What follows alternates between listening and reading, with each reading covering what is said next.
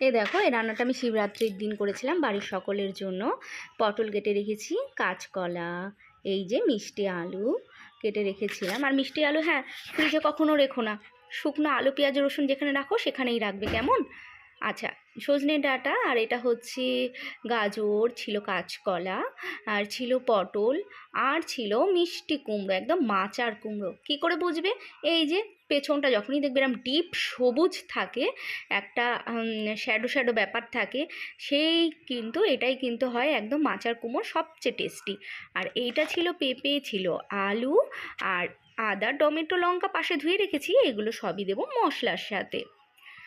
চলো মশলাটা দেখাই। এইখানে ছিল পোস্ত, আর ছিল কাজু বাদাম, ছিল মগজ, আর ছিল একটু আদা কুড়িয়ে দিয়েছি। কারণ কি, আদাটা জানো তো, আমি দেখেছি গোটা দিলে অনেক সময় মিক্সারে না একটু গোটা গোটা ব্যাপার থাকে, তাই। আর এই যে টমেটোটাও দিয়ে দিলাম, দিয়ে দিয়েছি 3টে কাঁচা লঙ্কা, সব কিছু এবার পেস্ট করে নেব। আর হ্যাঁ, এই তো পাশে গ্যাসে আমার হচ্ছিল আলু ভাজা। ভাবলাম তোমাদের এটাও একটা টিপস বলেই দিই। জানো তো, আলু ভাজায় খুব কম তেল লাগে। কী করলে বলো তো? আলুটা আগে হলুদ আর লবণ মাখিয়ে 1 ঘন্টা রেখে দেবে, পুরো জল চিপড়ে করবে, তাহলে দেখবে খুব কম তেল লাগে। আর এদিকে বড়ি আমি রেডি করে রেখেছিলাম, আর এই যে মশলাটা কিন্তু আমার পেস্ট হয়ে গেছে। আর এদিকে হচ্ছে পেঁপেটা আর আলুটা আমি কিন্তু একটু সেদ্ধ করে নেব, আর পটলটা নেব একটু ভেজে। তো ওই যে বললাম যে এই যে নিরামিষ তরকারিটা এত টেস্টি হয়, এত ভালো লাগে, বিশেষ করে যে কোনো নিরামিষ দিনে। আমরা বাঙালিরা, খুব বেশি বাঙালিরা আমরা কিন্তু শনিবারটা ভীষণভাবে মানি, কেউ কেউ বৃহস্পতিবার মানি, কেউ সোমবার মানি। তো যাই হোক, এরকম দিনে কিন্তু এরকম নিরামিষ খাবার বড় ভালো লাগে, বলো? তা এটা ছিল দেশি বড়ি, মানে বাজারে গেছিলাম আর একজন সবজি দাদা বলছিল আমার বাড়ির বড়ি, দেওয়া বড়ি, একদম খাঁটি, তোমরা নিয়ে বিশ্বাস করে দেখতে পারো। তাও এনেছিলাম, সত্যি ভীষণ ভালো বড়িটা। আর এইদিকে হচ্ছে আমি 5 ফোড়ন, শুকনো লঙ্কা, তেজপাতা ফোড়ন দিয়ে দিলাম তেলে। কারণ এবার সমস্ত সবজিগুলো দিয়ে একটা একটা করে একটু ভেজে নেব। একটা একটা করে বলতে নয়, কুমড়োটা আগে দেবো, তারপরে বাকিগুলো আস্তে আস্তে করে দিয়ে দেবো। আর এই যে মাচার কুমড়োটা দেখো, দেখলেই কি ভালো লাগছে, তাই না? তো এই তো কুমড়োটা আর গাজরটা একটু ভেজে নিচ্ছি। কি বলো তো, মিক্স তরকারি অনেক রকমভাবে করা যায়, অনেক রকমভাবে খাওয়া যায়।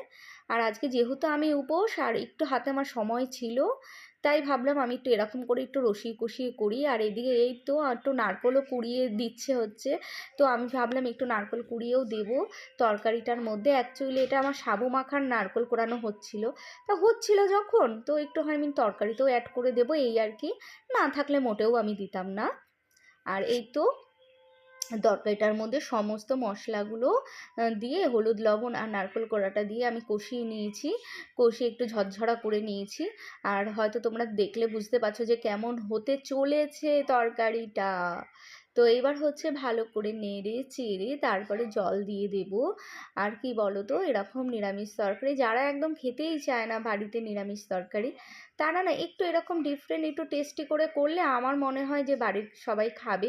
তো একবার করে দেখতেই পারো। এখন তো সজনের ডাঁটাও উঠেছে, আর এমনি ডাঁটা দিয়েও ভালো লাগে, তবে সজনে ডাঁটাটা দিয়ে একটু বেশি ভালো লাগে, এই আর কি।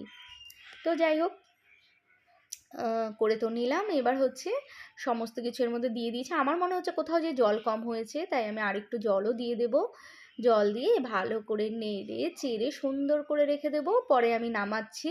আর তোমাদের একটা কথা আমি তখন বলতে বলতে পুরোটা কমপ্লিট হলো না, সেটা হচ্ছে মিষ্টি আলু কেন বললাম ফ্রিজে রেখো না কখনো।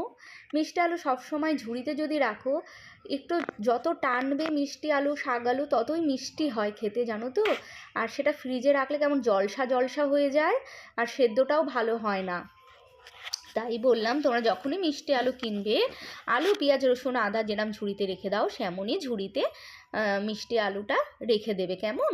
আমিও কি সব জানতা গামছালা নাকি? কিছুই জানতাম না, সবই আস্তে আস্তে ধীরে ধীরে সব শিখেছি, জেনেছি, এখনও শেখার শেষ নেই, সব কিছুই, অনেক কিছুই তো জানি না, বলো? তো যাই হোক, সবার মধ্যে যখন থাকি তখন কিছু না কিছু শিখি। আজকে ভিডিওটা এখানেই শেষ করছি, সবাই খুব ভালো থেকো, টাটা।